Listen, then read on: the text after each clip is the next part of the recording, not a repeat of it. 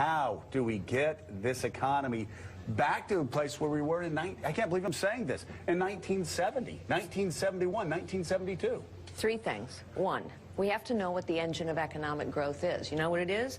Small businesses, new businesses, family-owned businesses. I started out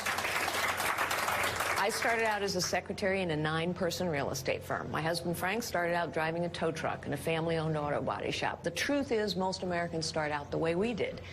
Small businesses create 2/3 of the new jobs. They employ half the people. We are crushing them. So when we crush small business, we're now destroying more than we're creating for the first time in U.S. history. We're crushing opportunity. Point one. Point two. How are we crushing small businesses? Oh, the weight of a 75,000-page tax code, regulations that just keep pouring out of this government. Point two, crony capitalism is alive and well. And guess what? The bigger government gets, the more crony capitalism succeeds. There are only certain kinds of people who can make it when government becomes so big, so costly, so powerful. Guess who they are?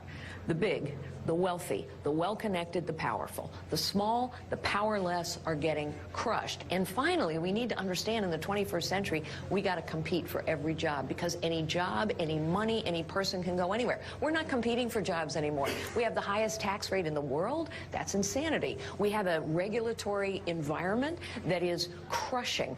President Obama just rolled out, as but one example, a set of EPA regulations. Didn't talk to anybody, didn't ask anybody. This is a lawless overreach. And guess what?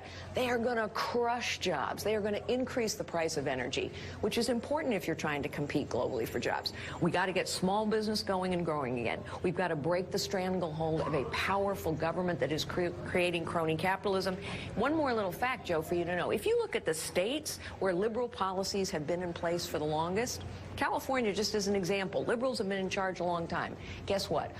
120+ billionaires, good for them. The highest poverty rates in the nation. The exodus, the crushing of the middle class, the destruction of industry after industry after industry. You know what you just described? Wow. My home state of Connecticut. Yeah. There you go. Or Illinois, or New York. You know, everybody's focused, and I'm glad you brought this up, because California is having this problem that Connecticut's having. Everybody's focused on General Electric threatening to leave. Everybody's focused on Aetna threatening to leave. Small businesses are leaving. Right. A realtor told me the other day, 18 of her clients have put their houses on the market since the second massive tax increase was passed. And let's also be honest, crony capitalism, what happens when big government, big labor, big business get together?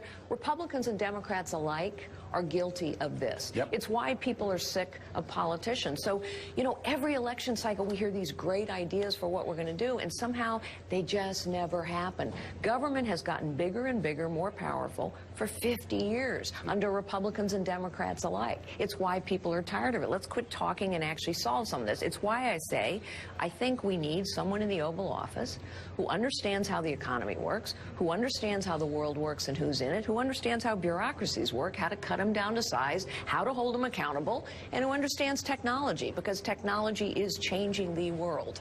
Kathleen. Well, you're talking about doing some pretty dramatic things. I mean, once bureaucracies are in place, you know, they're very difficult to dismantle. Right. So how do you actually go in? How do you sell this to the public? How do you go in and actually do this thing that you're talking about? So, couple big levers that have to get pulled to hold a bureaucracy accountable and cut it down to size. First, we need to know where the money's being spent, zero-based budgeting. Secondly, we need to actually hold people accountable, which means we have to fire people when they don't do their jobs. Remember when the VA scandal hit? People were outraged, and a bill got passed in Congress in 3 short weeks, bipartisan bill. Oh, we can fire the top 400 senior executives. Great idea. They haven't fired anyone. But we need to be able to do that across the government. So you know what I'm going to do? I'm going to ask the American citizens like you here. I'm going to go in the Oval Office in a weekly radio address. Please take out your smartphone. I want to ask you a couple questions. Do you think it's important that we know how your money is being spent? Press 1 for yes, 2 for no. People will vote. We do that for the voice. Honestly, maybe we could do it for our government. Do you think we ought to be able to fire people if they don't do their jobs or they're watching pornography all day long? Press 1 for yes, 2 for no. Why is that important? Why is that important? Hold on, let me tell you something. Willie Dice is an important part of the morning show team. And some people can be Willie, very I efficient. get upset about this. A bridge too far. The point The point is this. Too far. Technology is a tool that can be used to re-engage citizens in the process of their government. And citizens will put pressure on politicians. Politicians respond to pressure. Yeah. So given that pressure, they can pass bills. We've seen this. Let's go pass a bill for zero-based budgeting. So when I ask you all vote. One for yes, okay? Remember, One for yes, everyone, okay? Carly, Fiorina, thank you.